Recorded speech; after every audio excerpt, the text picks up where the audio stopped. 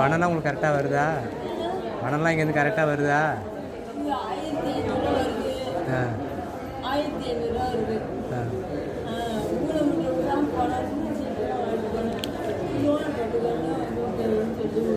ஒரு கடை கடை வச்சுக்கலாமா? நீங்கள் வீட்டு வரமோ கடை கடை வச்சுக்கிட்டு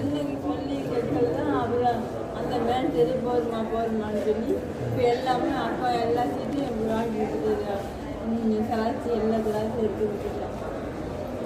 இதுக்கு அவங்க மேனேஜர் ஃபஸ்ட்டு மேனேஜர் ஒரு வாங்கிக்கலாம் எந்த பேங்க் மேனேஜரும் ஒத்துக்க மாட்டாங்க. அவங்க வீட்டு காசை கொடுக்குற மாதிரி பேசுவாங்க. இங்கேருந்து கலெக்டர் இல்லைன்னா முதலமைச்சர் வச்சு ஆர்டர் வாங்கி நேராக கொண்டு போவாங்க. இன்னும் பேங்க்காரெலாம் அவங்க வீட்டு காசு எடுத்துகிட்டு கொடுக்குற மாதிரி தான் பேசுது. உங்களை வர சொல்லிட்டு அவங்க வர மாட்டாங்க. அவங்க நீங்கள் வர அன்றைக்கி வந்து உட்காந்துருப்பாங்க. நான் வந்தானே மாதிரி நிற்பாங்க.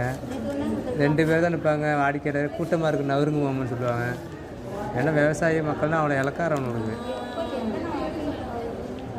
இதெல்லாம் தான் எல்லா ஆட்சிக்காரம் தான் இப்படி தான் இருக்குது. 10,000 கூட 20,000 வாங்கிட்டு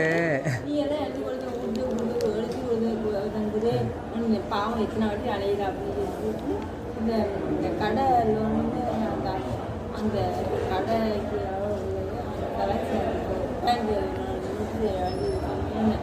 அந்த எல்லா வேலையும் முடிஞ்சிச்சு. அடுத்தது ஒரு மாதம் ஆகணும் அப்படின்னு சொன்னாங்க. அவர்கிட்ட அதை விட்டு அவர் பாதித்தார். புது மேட்கள் வந்துருக்காருன்னா புது மேட்கள் ஒரு மாதம் அது அடுத்த மாதம் 10,000 எல்லா மாதத்துலையும் 10-20 இருக்கு சொல்லிட்டு இருப்பாங்க. சொன்னாங்க. தேதி 6 போன திங்கக்கிழமை வந்து இங்கே சீட்டு எழுதிட்டு வா இல்லை அனுப்பியிருக்காங்க சாரு. அந்த சீட்டில் போய் 1,25,000 அப்படின்னு எழுதி வாங்கிட்டு வா பணம் ரெடி ஆகிடுச்சு அப்படின்னு சொன்னாங்க. பேங்க் இவங்க சொல்கிறபடி சேங்ஷன் ஆகிடும். அவனை கொடுக்க மாட்டானுங்க. அப்படி போயிடுவா இவங்களாம் ஓகே பண்ணுறாங்க. இங்கே கரெக்டாக சொல்கிறாங்க. பேங்க்கும் கவர்மெண்ட் கொடுத்துரும். இன்னும் அவனு 10,000 கூட 20,000 கூட வாங்கிட்டு நாட்டை விட்டு வர்றான்னா அவங்க தான் கொடுப்பாங்க. சாதாரண பாவப்பட்ட மக்களுக்கு இல்லை.